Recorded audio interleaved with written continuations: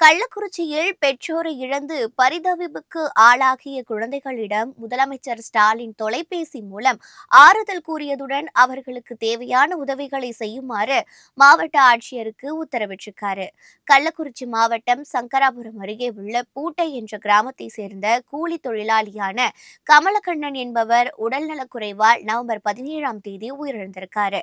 இவரது மனைவியும் 7 ஆண்டுகளுக்கு முன்பே உயிரிழந்த நிலையில இந்த தம்பதியரின் 4 பிள்ளைகள் ஆதரவற்ற நிலைக்கு தள்ளப்பட்டிருக்காங்க.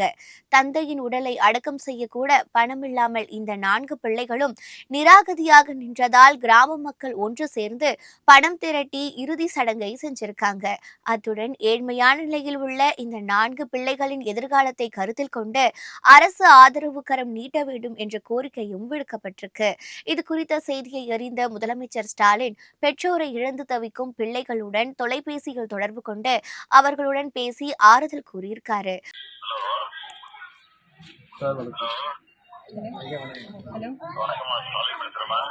வணக்கம் சார். ஓகே சார், ரொம்ப நன்றி சார்.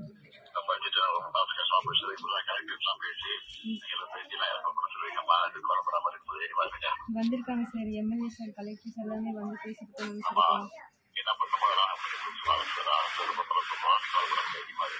ஓகே சார், ரொம்ப நன்றி சார்.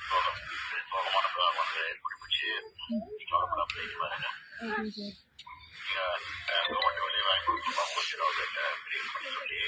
சரி சார்.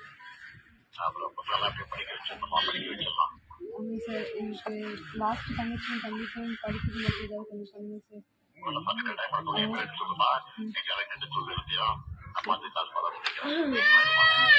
கவர்மெண்ட் ஜாப் மட்டும் கொஞ்சம் பர்மனெண்ட்டாக கொஞ்சம் ரெடி பண்ணி கொடுத்துருங்க சார்.